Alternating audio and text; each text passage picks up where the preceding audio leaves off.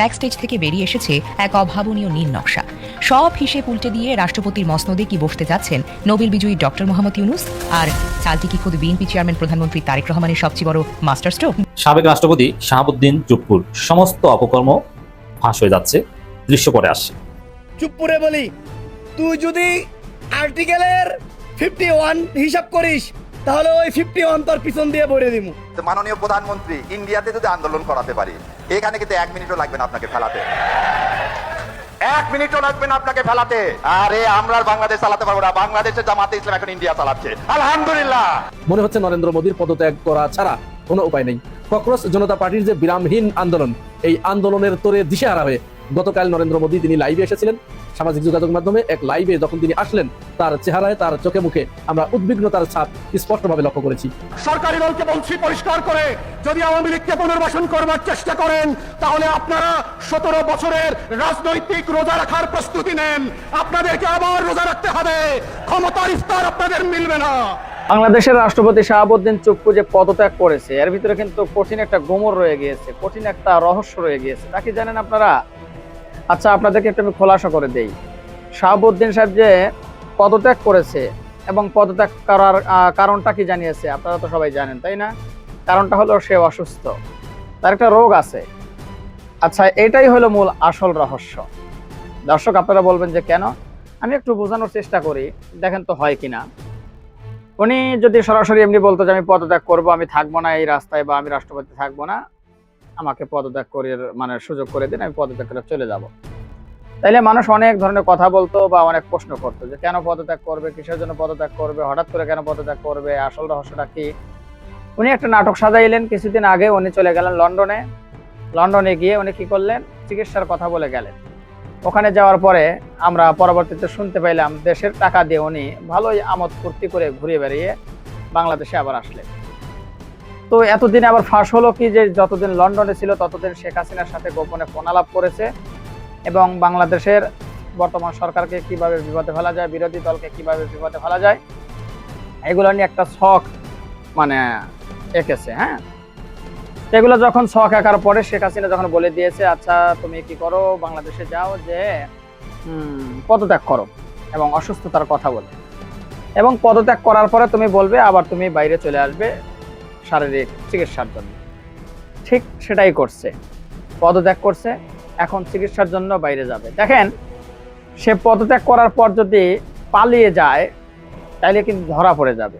এখন এই পালানোর শব্দটা যেন তার উচ্চারণ না করতে হয়, দৌড়দৌড়ি যেন না করতে হয়, যার কারণে তিনি পদত্যাগ করছে অসুস্থতার কথা বলে, আর এখন দেশ ছাড়বে অসুস্থতার কথা বলে। বুঝতে পারছেন? এখন কিন্তু শোনা যাচ্ছে যে দেশ ছাড়বে বা সুস্থতার জন্য বা চিকিৎসার জন্য দেশ ছাড়ছেন সাবেক রাষ্ট্রপতি।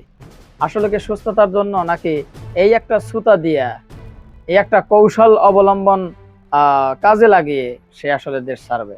কি মনে হয় আপনাদের কাছে? দেখেন, আমি বলে দিলাম, সে যদি দেশ থেকে পালিয়ে যেতে পারে কোনোভাবে বা যেভাবেই হোক, অসুস্থতার কথা বলে বা যে কোনোভাবেই হোক, যদি দেশটা একবার ছাড়তে পারে, অন্য দেশের মাটিতে পা দেওয়ার সাথে সাথে 2 দিন পরে একটু রেস্ট নিয়ে দেখবেন যে শুরু করবে তারেক রহমান, জামাত আমির, বিএনপি, জামাত, এই সবার বিরুদ্ধে উনি কথা বলা শুরু করবে। দেখবেন, এটা লিখে রাখেন। যখন ডক্টর ইউনূসের আমল ছিল তখন রাষ্ট্রপতিকে কোণঠাসা করে রেখেছিল, ঘরবন্দি করে রেখেছিল, তাকে বাইরে বের হতে দেয় নাই, তাকে ইচ্ছে মতো কিছু করতে দেয় নাই ডক্টর ইউনূস। কিন্তু ওই সময় কিছুই বলতে পারেনি, শুধু বাংলা পাসের মতো মুখ করে রেখেছে সব সময়। এটা আমরা দেখেছি।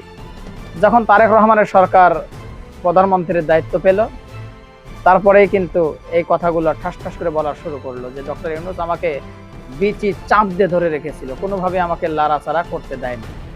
এটা কিন্তু পরবর্তীতে এই রাষ্ট্রপতি বলছে। হ্যাঁ, কখন বলছে? যখন ডক্টর ইউনূসের হাত থেকে ক্ষমতা চলে গেছে তখন বলছে। তো রাষ্ট্রপতি, সাবেক রাষ্ট্রপতি, উনি দেখতেছে শুধু দেশ থেকে একবার বের হয়, তারপরে শেখ হাসিনার সাথে পরামর্শ করে যা করা দরকার তা করবে। তো সেই জন্য আসলে তাকে সেফ এক্সিট দেওয়া বা তাকে দেশ থেকে বের হতে দেওয়া, এটাকে ঠিক হবে? দর্শক, আপনারা কি বলেন একটু কমেন্ট বক্সে জানান তো। রাষ্ট্রপতি শাহাবুদ্দিন চুপ্পু যে চিকিৎসার জন্য দেশ ছাড়তে চাচ্ছে, আসলে কি তাকে দেশ থেকে বাইরে যেতে দেওয়া ঠিক হবে? আপনাদের কাছে কি মনে হয় একটু কমেন্ট বক্সে জানিয়ে দিবেন সবাই। যদি মনে হয় হ্যাঁ ঠিক হবে তাহলে বলবেন, আর না হলে তাও বলবেন। দর্শক, আরেকটা বিষয় রয়েছে, এখন এই রাষ্ট্রপতির চেয়ারটা ফাঁকা, বর্তমানে মেজর হাফিজ বা বাংলাদেশের বর্তমান যিনি স্পিকার রয়েছে তিনি কিন্তু এটা দায়িত্ব পালন করছে অস্থায়ীভাবে। তো 90 দিনের মধ্যে একটা রাষ্ট্রপতি নির্বাচিত হবে। তো অনেক কয়েকজনের নাম উঠে আসতেছে, তবে ডক্টর মোহাম্মদ ইউনূসের নাম আপনারা আমি জানি সবসময় বলে আসতেছেন। সেই প্রথম থেকেই যখন তারেক রহমানের সরকার চলে আসলো তখন আপনারা বলছিলেন যে রাষ্ট্রপতিকে চুপ্পুকে সরিয়ে দিয়ে ডক্টর ইউনূসকে রাষ্ট্রপতি বানানো হোক, কারণ ডক্টর ইউনূস যদি রাষ্ট্রপতি হয় অনেক দিক দিয়ে বাংলাদেশের উন্নত হবে। তো আমি মনে করি যে ডক্টর ইউনূসকে আসলে রাষ্ট্রপতি করা দরকার, দরকার আছে। ঠিক আছে, বিএনপি কি করবে জানি না, তবে বিএনপি যদি ডক্টর ইউনূসকে রাষ্ট্রপতি করে বিএনপির জন্য লাভ আছে। যাই হোক দর্শক, আপনাদের কাছে কি মনে হয়, ডক্টর ইউনূস যদি রাষ্ট্রপতি হয় তাহলে ভালো হবে, নাকি জোবাইদুর রহমান হলে ভালো হবে, না মির্জা ফখরুল ইসলাম আলমগীর হলে ভালো হবে? একটু কমেন্ট বক্সে জানিয়ে দিন। যাই হোক দর্শক, কথা বলাবো না, সরাসরি মূল নিউজে চলে যাবো। তার আগে বলবো, যারা এখন পর্যন্ত আমাদের এই চ্যানেলটি সাবস্ক্রাইব করেন, প্রতিনিয়ত এই ধরনের আপডেট গরম গরম খবর পেতে চ্যানেলটি সাবস্ক্রাইব করবেন। যারা করেছেন ধন্যবাদ। চলুন একটা লাইক দিয়ে মূল নিউজে চলে যাই। ককরোচ জনতা পার্টির যে বিরামহীন আন্দোলন, এই আন্দোলনের তোরে দিশেহারা হয়ে গতকাল নরেন্দ্র মোদী তিনি লাইভে এসেছিলেন। সামাজিক যোগাযোগ মাধ্যমে এক লাইভে যখন তিনি আসলেন, তার চেহারায়, তার চোখে মুখে আমরা উদ্বিগ্নতার ছাপ স্পষ্টভাবে লক্ষ্য করেছি। তিনি ছাত্র জনতার কাছে, ককরোচ জনতা পার্টির নেতাকর্মীদের কাছে বারবার করজোরে ক্ষমা চাচ্ছিলেন, মিনতি করছিলেন, কাকতি মিনতি করছিলেন। তার এই কাকতি মিনতি দেখে মনে হচ্ছে তার পায়ের তলা থেকে মাটি সরে গেছে। মাটি সরে যাবারই কথা, কারণ আপনারা জানেন ইতিমধ্যেই এই আন্দোলনে শরিক হয়েছে ভারতীয় সিনেমার মেগা মেগা সুপারস্টাররা, শাহরুখ খান, ঋত্বিক রোশন, শাবানা আজমি সহ যারা মেগা মেগা সুপারস্টার আছে তারা এই আন্দোলনে শরিক হয়েছে। মুসলমানরাও এই আন্দোলনে দলে দলে যোগ দিয়েছে, হিজাবি নন হিজাবি সবাই এক কাতারে দাঁড়িয়ে আন্দোলন করছে। এটা আমাদের স্মরণ করিয়ে দিচ্ছে আমরা জুলাই গণঅভ্যুত্থানে যে ধরনের আন্দোলন আমাদের বাংলাদেশে সংগঠিত হয়েছিল, ঠিক একই রকম সিনারিও এবং একই রকমের দৃশ্য আমরা দিল্লির প্রতিটি রাস্তায় রাস্তায় দেখতে পাচ্ছি। এর ভিতরেই স্লোগান উঠেছে দিল্লিতে, যে স্লোগানটা আপনাদের একটু শোনা দরকার, আপনারা একটু মজা পাবেন। আসেন একটু স্লোগানটা শুনি।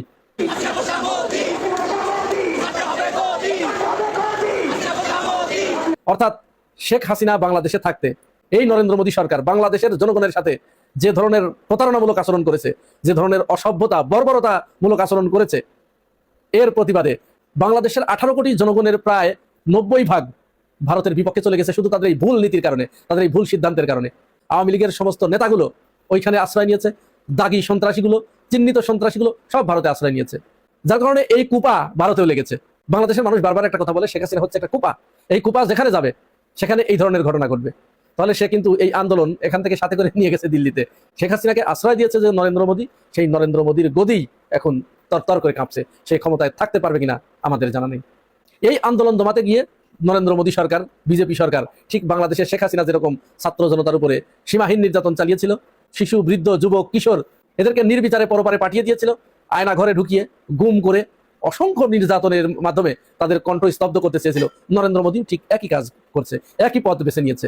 সেখানে ছাত্রদের উপরে চরম নির্যাতন করা হচ্ছে, ধরপাকড় করা হচ্ছে, তাদের ঘরে থাকতে দেওয়া হচ্ছে না, ঘরের ভিতর থেকে ধরে এনে তাদেরকে পেটানো হচ্ছে। আমরা এই ধরনের ঘটনার তীব্র নিন্দা এবং প্রতিবাদ জানাই।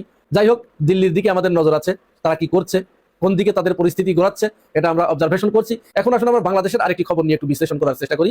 আপনারা শুনেছেন রাষ্ট্রপতি শাহাবুদ্দিন চুপ্পু তিনি পদত্যাগপত্র জমা দিয়েছেন স্পিকার হাফিজউদ্দিন আহমেদের কাছে। অস্থায়ীভাবে ভারপ্রাপ্ত রাষ্ট্রপতির দায়িত্ব পালন করবেন স্পিকার হাফিজউদ্দিন আহমেদ। বিদায়ী রাষ্ট্রপতি শাহাবুদ্দিন চুপ্পু তিনি পদত্যাগ করেছেন তার শারীরিক অসুস্থতার কারণ দেখিয়ে। এর আগে তিনি লন্ডনে গিয়ে চিকিৎসা নিয়ে এসেছেন এবং অ্যালার্মিং বিষয় যেটা সেটা হচ্ছে এই চুপ্পু লন্ডনে গিয়ে শেখ হাসিনার সাথে কথা বলেছে, ফোন আলাপ করেছে। সাহস কত বড় চিন্তা করেছেন। তাকে কিন্তু বিএনপি এক প্রকার এখানে যে ধরনের স্পেস দিয়েছিল, বাংলাদেশের মানুষ কিন্তু তার অপরাধটা আস্তে আস্তে ভুলেই যাচ্ছিল, কিন্তু সে চিকিৎসার নাম করে লন্ডনে গিয়ে আবার শেখ হাসিনার সাথে ফোন আলাপ করেছে এবং প্রয়োজনীয় বুদ্ধি পরামর্শ সেখানে করে এসে বাংলাদেশে ওইটার প্রতিফলন ঘটাতে চাচ্ছিল। বিএনপির শুভবুদ্ধির উদয় হয়েছে। এই বিএনপি শাহাবুদ্দিন চুপ্পুকে কেন যেন সংবিধান এবং শাহাবুদ্দিন চুপ্পুকে হঠাৎ করে বুকের সাথে এমনভাবে আগলে ধরে রাখলেন, মনে হচ্ছিল যে সুপারগুলো আঠা লেগে গেছে, এই আঠা থেকে বিচ্ছিন্ন হবার কোনো সুযোগ তাদের নাই। কিন্তু শাহাবুদ্দিন চুপ্পুর যখন ওই শেখ হাসিনার সাথে ফোন আলাপের বিষয়টি ফাঁস হলো, তখন বিএনপির টনক নড়েছে। যদি আর কিছুদিন সুযোগ পেত হয়তো সে ভিন্ন পথে হাঁটতো। যদি ভিন্ন পথে হাঁটতো তাহলে এর দায় দায়িত্ব এবং এর যে অনিবার্য পরিণতি ছিল কি হতে পারতো আপনারা একটু কল্পনা করতে পারছেন প্রিয় ভাই বোনেরা? শুধুমাত্র বিএনপির ভিতরে একটা খায়েশ ছিল যে এই চুপ্পুকে 1 বছর রাখবে তারা। কেন 1 বছর রাখবে? 1 বছর রাখলে তাহলে আগামী 2031 সালে যে নির্বাচন হবে, 2031 সালে নির্বাচন হলে তত্ত্বাবধায়ক সরকারের অধীনে যদি নির্বাচন হয়, তাহলে বিএনপির মনের মতো দলীয় একজন রাষ্ট্রপতি থাকছে, 1 বছর আরো 1 বছর তো পাবে, সেই রাষ্ট্রপতি তাদের মন মতো আরেকটি নির্বাচন করে দিয়ে যাবে। এই ছিল তাদের উদ্দেশ্য। কিন্তু মানুষ ভাবে এক আর হয় আর এক। শাহাবুদ্দিন চুপ্পু তার স্বরূপে যখন আস্তে আস্তে ফিরতে চাচ্ছিলেন, তখন বিএনপির শুভবুদ্ধির উদয় হয়েছে। তারা বুঝতে পেরেছে, আগাম সতর্ক সংবাদ পেয়ে তারা শাহাবুদ্দিন চুপ্পুকে এখান থেকে বিদায় করার পথ তৈরি করেছে। এখন সবচেয়ে বড় যে প্রশ্ন আমাদের সামনে দেখা দিয়েছে, শাহাবুদ্দিন চুপ্পু তো পদত্যাগ করলেন, এখন তার অবস্থান কি হবে? সে কোথায় যাবে? তাকে কি গ্রেপ্তার করা হবে? বিএনপি কি তাকে গ্রেপ্তার করবেন? তাকে তো গ্রেপ্তার না করার কোনো কারণ নাই, তাকে গ্রেপ্তার করতেই হবে। কারণ সে এই যে প্রায় 2000-এর মতো মানুষকে হত্যা করেছে শেখ হাসিনা, এবং প্রায় 50,000-এর মতো ছাত্র জনতাকে, মানুষকে পঙ্গু করেছে, আহত করেছে, এর প্রকাশ্য মদতদাতা হচ্ছে এই শাহাবুদ্দিন চুপ্পু। শেখ হাসিনা যা করেছে তার সমস্ত কিছুর সত্যায়ন করেছে, সবকিছুর ভেরিফাইড করেছে, সবকিছুর অনুমোদন দিয়েছে এই শাহাবুদ্দিন চুপ্পু। সুতরাং শেখ হাসিনা যতটুকু অপরাধী, শাহাবুদ্দিন চুপ্পু তার থেকে বিন্দু মাত্র কম অপরাধী নয়। সুতরাং তাকে বাইরে রাখার কোনো সুযোগ নেই, তাকে গ্রেপ্তার করতেই হবে। সে যদি তাকে পদত্যাগ করার সাথে সাথে তাকে যদি গ্রেপ্তার না করা হয়, তাহলে বাংলাদেশে আবার কিন্তু আগুন জ্বলে উঠবে, পুরো বাংলাদেশের জনগণ আবার রাস্তায় নেমে আসবে। এখন বিএনপি কি করবে? বিএনপি এখন উভয় সংকটে পড়েছে। তারা কি শাহাবুদ্দিন চুপ্পুকে গোপনে সেফ এক্সিট দিয়ে দেশের বাইরে বের করে দেবে, নাকি বাংলাদেশের জনগণের আশা আকাঙ্ক্ষার প্রতি সম্মান জানিয়ে তাকে সরাসরি জেল হাজতে প্রেরণ করবেন গ্রেপ্তারের মাধ্যমে? এর বিএনপিকে এখনই সিদ্ধান্ত নিতে হবে। সাবেক রাষ্ট্রপতি শাহাবুদ্দিন চুপ্পুর সমস্ত অপকর্ম ফাঁস হয়ে যাচ্ছে, দৃশ্যপটে আসছে। অলরেডি পেপার পত্রিকা রিপোর্ট শুরু হয়ে গেছে। যেটা আমি বলছি যে রাষ্ট্রপতি থাকা অবস্থায় অনেক কিছু হবে না, কিন্তু রাষ্ট্রপতি পদ তার চলে যাওয়ার সাথে সাথে তার এমন গোমর বাজারে আসবে, এমন রহস্য বাজারে আসবে, জনগণ শাহবাগ অবরোধ করতে বাধ্য হতে পারে যে তাকে গ্রেপ্তার করতে হবে এই দাবিতে। তার বিরুদ্ধে অচিরেই দেখবেন যে বাংলাদেশ আজকে অফিস দিয়ে শুরু হচ্ছে, মামলা ঝড় দেখতে পাবেন। অলরেডি দুদকের তদন্ত ডান। বিশেষ করে এসালম কাণ্ডে তার যে সম্পৃক্ততা, ইসলামী ব্যাংককে জড়িয়ে যে তার কাণ্ড, এটা নিয়ে দুদকের তদন্ত হয়ে গেছে। তার বিরুদ্ধে মামলা 1-2 ব্যাপার, আরো নানান অভিযোগ। আমি সেই অভিযোগ কি করেছে তার একটা ফাইল করেছি, আপনাদেরকে এখন দেখাবো। আমার মনে হয় যে শাহাবুদ্দিন চুপ্পু পদত্যাগ করে ছাড় পেলেন না বা পাবেন না। শাহাবুদ্দিন চুপ্পু ফেসে যাবেন এবং তিনি সেফ এক্সিট পাবেন। এখন গ্রেপ্তারের সঙ্গে আছে রাষ্ট্রপতিকে গ্রেপ্তার, সে রাষ্ট্রপতি যত বড় অপরাধী হোক না কেন, রাষ্ট্রপতিকে গ্রেপ্তারের ধরন, যেমন তিনি অসুস্থ, এটা ঠিক অসুস্থ, নাইস অ্যান্ড অ্যাট্রাকটিভ লেখেন এই অসুস্থ বয়স, তিনি অসুস্থ, এই কারণে তিনি বাংলাদেশ ছাড়তে পারবেন না। এটা একটা ওয়ান কাইন্ড অফ গ্রেপ্তার হতে পারে যদি তাকে সেফ এক্সিট না দেওয়া হয়। আমির জামাত একটা চমৎকার কথা বলেছেন, তার চিকিৎসা বাংলাদেশেই সম্ভব। সাবেক রাষ্ট্রপতি হিসেবে যেহেতু আইনের দৃষ্টিতেও তিনি বিশেষ ইমিউনিটিস পান, এই জন্য তার চিকিৎসা দিতে হবে। তার চিকিৎসা বাংলাদেশে হবে, তিনি বাংলাদেশে থাকবেন। বাংলাদেশে থাকা মানেই তিনি নজরদারিতে আছেন বা অ্যারেস্ট অবস্থায় আছেন, তিনি দেশ ছাড়তে পারবেন না, ওইটাই তার কাছে জেল। আবার তার বাসভবনকে জেল ঘোষণা করে দেওয়া হতে পারে, অথবা অন্য কোনো বিরাট কোনো বিল্ডিংকেও জেল ঘোষণা করে দেওয়া হতে পারে, বা হাউস অ্যারেস্ট হতে পারেন, অনেকভাবেই হতে পারে। আর আমার মনে হয় যে তিনি ফেসে যাবেন। আইনমন্ত্রী একটা কথা বলেছেন যে মামলা হলে যাচাই বাছাই করা হবে, মানে তিনি ছাড় পাচ্ছেন না, একদম ইমিউনিটিস পাচ্ছেন। আর বিএনপির ইতিহাস হচ্ছে রাষ্ট্রপতিকে ফাঁসানোর ইতিহাস। যেমন বিএনপি এর সাথে জেল খাটিয়েছে সাবেক রাষ্ট্রপতি জিয়াউর রহমান, এসে খন্দকার মোশতাককে বিচারের মুখোমুখি করেছে, শাস্তি দিয়েছে। বিএনপি বি চৌধুরীকে যে ধাওয়া দিয়েছে, যে দৌড় দিয়েছে, রেল লাইনের উপর থেকে যে দৌড়দৌড়ি ঘটনা, হাফ প্যান্ট পরে ঘরের মধ্যে সাংবাদিকদের ডাকার যে ঘটনা, এটা তো আপনারা জানেন। তো বিএনপি রাষ্ট্রপতিকে শিক্ষা দিতে পারে, এই এক্সাম্পল আছে। এবং ইয়াজউদ্দিনকে জীবনে বিএনপি ধারণ করে নাই। বাংলাদেশের ইতিহাসে কতজনকে বললাম যে কি ঘটনাটা ঘটিয়েছে। তো দর্শক, সেই জায়গায় এই শাহাবুদ্দিন চুপ্পুকে শেষ পর্যন্ত বিএনপি ধরল ধরতে পারে, রাজপথের দাবি আছে এবং ধরল ধরতে পারে। এবং তার আকামগুলো এবার দেখেন, যেমন মানব জমিন সহ বিভিন্ন পত্রিকা রিপোর্ট করেছে, আমার দেশ, ইত্তেফাক, সব পত্রিকা রিপোর্ট। ইসলামী ব্যাংক দখল, এসালমের স্বার্থ রক্ষায় সাবেক প্রেসিডেন্ট শাহাবুদ্দিনের সংশ্লিষ্টতার অভিযোগ। এখন এসালমের স্বার্থ রক্ষায়, এসালম কাণ্ডের সাথে তার নাম এমনভাবে জড়িয়ে পড়েছে, ইসলামী ব্যাংক কাণ্ডের সাথে তার নাম এমনভাবে জড়িয়ে পড়েছে যার গ্রেপ্তার অনিবার্য। মোটামুটি ন্যায় বিচার হলে গ্রেপ্তার করতে হবে। দেশের বৃহত্তম বেসরকারি ব্যাংক ইসলামী ব্যাংক বাংলাদেশ পিএলসি নিয়ন্ত্রণ নেওয়ার ঘটনায় সাবেক প্রেসিডেন্ট মোহাম্মদ শাহাবুদ্দিন সংশ্লিষ্টতার অভিযোগ নতুন করে আলোচনা এসেছে। হাইকোর্ট দাখিল করা তদন্ত প্রতিবেদনে জেএমসি বিল্ডার্সের মাধ্যমে ব্যাংকের শেয়ার নিয়ন্ত্রণ এবং এসালম গ্রুপের স্বার্থ রক্ষায় তার ভূমিকার অভিযোগ উঠে এসেছে বলে দাবি করা হয়েছে। এ বিষয়ে আইনজীবী ব্যারিস্টার এম আব্দুল কাইয়ুম মানব জমিনকে বলেন, ইসলামী ব্যাংকের শেয়ার সংক্রান্ত মামলা শুনানি বর্তমানে হাইকোর্টে চলমান রয়েছে। আগামী বুধবার এই মামলা পরবর্তী শুনানির দিন ধার্য রয়েছে। এই যে তার বিরুদ্ধে মামলার নানান নথিপত্র শুনানি সামনে এসেছে। প্রেসিডেন্ট থাকা অবস্থায় এগুলো কিছু শুনেছেন? শুনেন নাই। প্রেসিডেন্ট আইনের ঊর্ধ্বে, কিন্তু এখন থেকেই তার নাম সহ সব আসছে। তো দর্শক, এই শাহাবুদ্দিন চুপ্পু পার পাবেন না। এরপরে দেখেন, খালেদা জিয়ার যে এতিমের টাকা মেরে খাওয়ার মিথ্যা অভিযোগ, খালেদা জিয়াকে যেভাবে মৃত্যুর দিকে ঠেলে দেওয়া হলো, ওর সাথে ওই ঘটনার সাথে এই চুপ্পুর সম্পর্ক আছে। কারণ 2001 সালে সংখ্যালঘু নির্যাতনের যে মিথ্যা প্রপাগান্ডা সামান্য হয়েছে, বাট ব্যাপক যে প্রপাগান্ডা আওয়ামী লীগ এবং ভারতের, সেই প্রপাগান্ডার আগুনে ঘেটে ঢেলেছেন এই শাহাবুদ্দিন চুপ্পু। হিস্ট্রিক্যালি শাহাবুদ্দিন চুপ্পু বিএনপি শত্রু। অতএব এই শত্রুকে একদম সহজে সেফে দিয়ে দেবেন এটা মনে হয় না। দুদকে থাকা অবস্থায় যেসব দুর্নীতি করেছেন এগুলো নিয়ে ব্যাপক কানাঘুষা চলছে, গুঞ্জন চলছে। ক্ষমতা অপব্যবহার করে বিশেষ করে 2014 সালে 13 সালে খাদ্য অধিদপ্তরের 44 জন পরিদর্শক ইন্সপেক্টর নিয়োগের ক্ষেত্রে মহা একটা জালিয়াতির কাণ্ড ঘটেছে। যদিও খাদ্য অধিদপ্তরের নিয়োগ মানে পুরোটাই জালিয়াতি, দুর্নীতি। আপনি কল্পনা করতে পারবেন না যে খাদ্য অধিদপ্তরের নিয়োগে কি হয়, কিসের পরীক্ষা, কিসের প্রশ্ন, পুরোটাই টাকার খেলা। তো সেই নিয়োগ জালিয়াতি ধামাচাপা দিতে বা এগুলোর 30 লাখ টাকা একটা ঘুষ কাণ্ড আছে, আমি ডিটেলস বলছি না। ওই 30 লাখ টাকা ঘুষ খেয়েছেন, কতটা স্যাঁচটা হলে 30 লাখ টাকা ঘুষ খেতে পারে? এখন রাষ্ট্রপতির জন্য 30 লাখ টাকা ঘুষ খাওয়া এটা তো বেমানা, যদি তখন তিনি স্যাঁচটা ছিলেন বলে 30 লাখ টাকা ঘুষ খেতেন, এটা বেশি কিছু না। তার লেভেলের লোক তো ঘুষ খেবেন কয়েক কোটি টাকা, কোটি টাকার নিচে ঘুষ খেলে মানায় না। সেই খাদ্য অধিদপ্তরের নিয়োগের ঘটনাকে কেন্দ্র করে 30 লক্ষ টাকা ঘুষ কাণ্ডে এটাও এখন সামনে আসবে।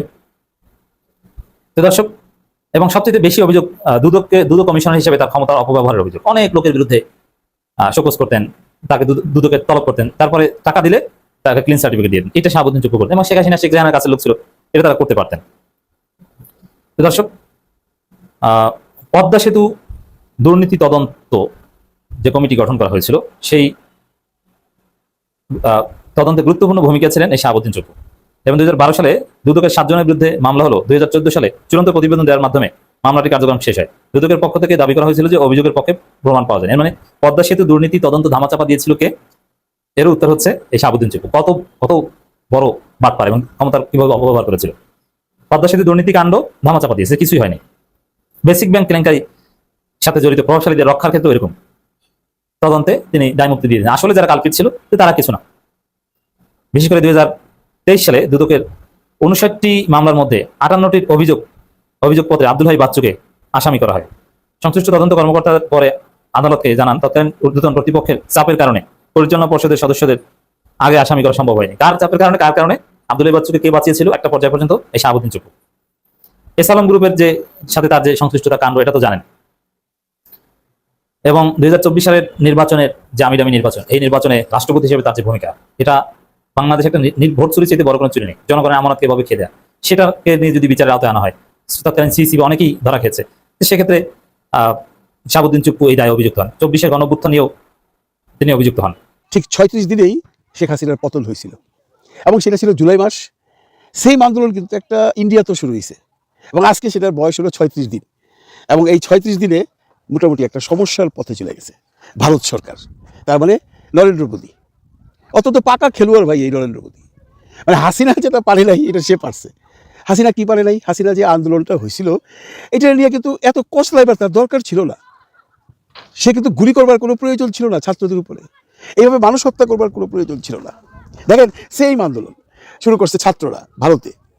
একটা ককরোচ পার্টি নামে একটা অরাজনৈতিক কিছু ছেলে পেলে, এর মধ্যে প্রধান হলো অভিষেক দীপকে নামে, ওয়াশিংটনে পড়াশোনা করে ভারতীয় একটি ছেলে। সে যখন শুনলো যে প্রধান বিচারপতি ছাত্রদেরকে ককরোচের সাথে তুলনা করছে, তখন তার মাথায় আসলো, আচ্ছা আমরা একটা ককরোচ নামে একটা দল করি। এটা জাস্ট ফান করে কিন্তু শুরু করছিল, জানেন।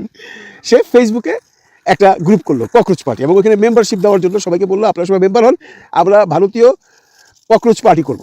মানে সিজেপি মানে বিজেপির থেকে আসছে, বিজেপি মানে ভারতীয় জনতা পার্টি, সিজেপি হলো ককরোচ জনতা পার্টি।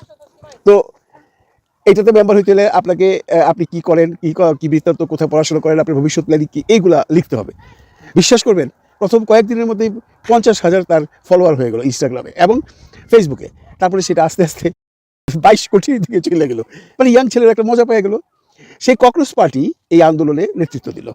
অভিষেক দীপকে আসলো, অভিষেক দীপকে ছিল পুরোপুরি আন্দোলনটাতেই সেই দিছে, এবং এর মধ্যে আন্দোলনের মুডটা অ্যাকচুয়ালি ঘুরাই দিচ্ছে সোনম ওয়াংচুক। আপনারা জানেন সোনম ওয়াংচুক খুব নাম করা একজন ভারতীয়, যিনি ভারতীয় সমাজ ব্যবস্থা, শিক্ষা ব্যবস্থা নিয়ে প্রচুর আন্দোলন করছেন। আমি আগেও একটা ভিডিওতে বলছি, ওখানে অনশন শুরু করছেন। আজকে সেই 36 দিনে সোনম ওয়াংচুক গতকালকে অনশন ভাঙছেন, এবং ছাত্রদের আন্দোলনের যে মূল দাবিগুলো ছিল, প্রথম দাবি ছিল শিক্ষামন্ত্রীর পদত্যাগ। এখন নরেন্দ্র মোদী সরকার এতদিন যাবত আছে না, তার কোনো সরকারের কোনো মন্ত্রীকে পদত্যাগ করবে এটা কিন্তু নরেন্দ্র মোদী মাইনা নিতে পারে নাই, যার জন্য দীর্ঘ 3-4 দিন যাবত শুধু মিটিং করতেছে। ছাত্ররাও তাদের একদম নিজস্ব জায়গার থেকে একদম অটল ছিল, তারা বলছে শিক্ষামন্ত্রী পদত্যাগ করতে হবে। এবং ওই যে মেডিকেল স্টুডেন্টরা যখন প্রথম এই আন্দোলন শুরু হয়, তখন 20 জন মেডিকেল স্টুডেন্ট মানে আত্মহত্যা করছিল। ওই যে NET যে এক্সাম এরিয়া যে প্রথম প্রবলেম টেস্ট বা মানে ভারতের সবচেয়ে বড় মানে প্রবেশিকা পরীক্ষা যেটা দিয়া বিভিন্ন মানে ইঞ্জিনিয়ারিং বলেন এমইউএস বলেন এমসিওস বলেন মেডিকেল বলেন ওইখানে ঢুকতে হয়।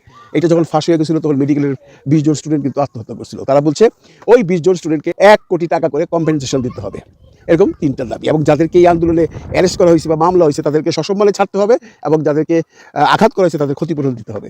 সবগুলা মাইনা নিছে, সবগুলা মাইনা নিছে। কারণ এই আন্দোলনটা যদি মাইনা না নিত এই মুহূর্তে বিজেপি, তাহলে এর আকার অন্যভাবে চলে যেত। যদিও অনেকেই বলতেছেন, অনেক অ্যানালিস্টরাও বলতেছেন যে এর পিছনে বিদেশি শক্তি আছে, বিদেশিরা মদত দিতেছে এবং ভারতীয় বিভিন্ন পার্টিও মদত দিতেছে। এইখানে কিন্তু সরকারও বলতেছে কোনো প্রমাণ আমরা পাই নাই যে এই আন্দোলন করবার জন্য বিদেশি কোনো শক্তি ফান্ডিং করতেছে। এটা আজকে ভারতের রণধীর জয়সওয়ালে বলে দিয়েছেন। মানে এই আন্দোলনটা মানে একমাত্র ভারতবাসীদের, ভারতের ইয়াং জেনজিদের, একদম আমাদের দেশের আদলে ভাই আন্দোলনের মূল চালকা শক্তি হলো ফেসবুক, মানে এই মিডিয়া, ভার্চুয়াল মিডিয়া।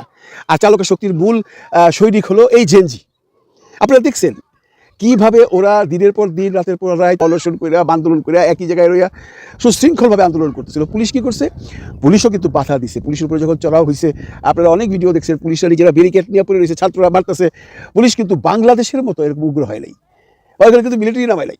দেখেন এত বড় একটা আন্দোলন এতদিন চললো, বাড়াবাড়ি কাটাকাটি তো টুকটাক হয়েছে, কিন্তু পুলিশের মানে ভাবভঙ্গিটা দেখছেন, এমন কোন অত্যাচার করছে? গুলি করা তো দূরের কথা, টিয়ার গ্যাস ছাড়া তো দূরের কথা, লাঠি চার্জ করছে। এইখানে হলো নরেন্দ্র মোদীর ব্রেন, আর এইখানে হলো শেখ হাসিনার ব্রেন। শেখ হাসিনা ভাবছিল গুলিমুলি করলে 2-4টা মাইরা ফেলাইলে এরা সব বাড়িতে চলে যাবো, কিন্তু শেখ হাসিনা এটা বুঝে নাই যে একটারে মারলে 4টা খারাইয়া যাবে, যার জন্য শেখ হাসিনার পতন হয়েছে। এবং মোদীর এই বিচক্ষণতার জন্য মোদী বাইচে গেল ইন দ্য সেন্স মোদী আন্দোলনকে কন্ট্রোলে নিয়ে আসলো। একই ধারার আন্দোলন ভাই ভার্চুয়াল মিডিয়া দিয়ে শুরু হয়েছে, জেএনজি নেটের মধ্যে প্রধান, তারপরে তাদের মানুষের এই ছাত্রদের পরিবার, বাপ মা ভাই বোন, তারপরে সাধারণ মানুষ, তারপরে বিভিন্ন শ্রেণী পেশার মানুষ তাদের যোগ দেওয়া, বিভিন্ন মানুষ খাবার দিয়ে যাচ্ছে। আমাদের এখানে যেরকম মুগ্ধ নিজের পয়সা দিয়ে পানি লাগবে বলছিল, মনে আছে আপনাদের? ঠিক ওই রকম মুসলিম ভাইরা, দিল্লির বিভিন্ন মুসলিম এলাকার ভাইরা বিরিয়ানি রাইরা, খিচুড়ি রাইরা, নিজেরা আইসা ওইখানে খাওয়াইতেছে। এই আন্দোলনে দেখেন একটা লাভ হয়েছে, কারণ আমি একটা ব্লগ দেখলাম আপনার প্রকাশ রাজ একটা সুন্দর কথা বলছে। প্রকাশ রাজ হলো ভারতের খুব নাম করা অভিনেতা, সে সাউথের, কিন্তু সে বোম্বেতে কিছু ছবি করে বেশ পপুলার হয়েছে, যেমনটি মনে করেন এই অজয় দেবগানের সাথে সিঙ্গাম খুব নাম করছিল, সেই ছবিটা মনে আছে আপনাদের? প্রকাশ রাজ একটা কথা ভালো বলছে, খুব ভালো কথা বলছে। কি বলছে জানেন? বলছে ভারত হিন্দি রাষ্ট্র না, ভারত হিন্দু রাষ্ট্র না। মানে বোঝাইতে চাইছে যে ভারত হিন্দু রাষ্ট্র না এবং ভারত হিন্দি ভাষার রাষ্ট্র না, এখানে বিভিন্ন ভাষাভাষীর লোকজন আছে। এই আন্দোলনে কিন্তু প্রচুর চলচ্চিত্র শিল্পী, বলিউডের বড় বড় শিল্পীরা এসে যোগাযোগ করছে এবং তাদেরকে মানে সহমর্মিতা জানাইছে। এটা আমি আগেও বলছি। আর আন্দোলনটাকে সুন্দর করে মোদী সাহেব দমায়া রাখলো। এখন অনেকেই প্রশ্ন করতেছেন হাসিনা ওইখানে ছিল, হাসিনার কাছ থেকে একটু বুদ্ধি দিল না? যদি হাসিনার কাছ থেকে বুদ্ধি দিত তাহলে মোদী গেছিল। হাসিনা তো বুদ্ধি দিত, আরে আমি ওইখানে জোর করে 16 বছর মানে ভোট না করে ওইখানে রাজত্ব করছি, আপনি ভোট দিয়ে আইসেন, চালান গুলি, হারাবাট মেরে ফেলান 20-25টারে। কিন্তু না, নরেন্দ্র মোদী গুলি করা তো দূরের কথা, ভালো করে মারবার অর্ডারটাই দেয় না। পুলিশ কিন্তু ভালো মার খাইছে, ছাত্ররা টুকটাক মার খাইছে, কিন্তু পুলিশ এত উগ্র হয়নি। তাহলে কথা আমি কাকে মারবো? ওইখানকার পুলিশরা কতটুকু মানবিক দেখছেন? তারা বলে কাকে মারবো? ওইখানে তো আবার ছেলে থাকতে পারে, আবার ভাইগনা থাকতে পারবে, আবার ভাতিজা থাকতে পারে, আবার যে কোনো বড় আত্মীয় থাকতে পারে। পুলিশ যতটুকু করছে এটা করতেই হয়তো। পুলিশ তার জায়গায় মানে বেশ ভালো একটা ভূমিকা পালন করছে। পুলিশ করা মানে সরকার করা, ওইরা এটাকে কোনো রকম ম্যানেজ করে ফেলে। এখন অনেকেই বলতেছে না আন্দোলন শেষ হয় নাই, হ্যাঁ আন্দোলন আরও চলবে না, এগুলো আমার মনে হয় না। কারণ এই আন্দোলনের যারা মূল নেতা, মানে ককরোচ পার্টির যে আন্দোলনটা ছিল, যে মূল উদ্দেশ্য ছিল যে শিক্ষা ব্যবস্থাকে পাল্টাতে হবে, সেই ব্যাপারে কিন্তু নরেন্দ্র মোদী 2 দিন আগে একটা ভাষণও দিছে অনলাইনে আসা। তারা যদি এটাকে পাত্তা দেয়নি এবং ওদেরকে কম্পেনসেশন দিতে হবে এবং শিক্ষামন্ত্রী পদত্যাগ করতে হবে, সব কিছুই মেনে নিচ্ছে নরেন্দ্র মোদী।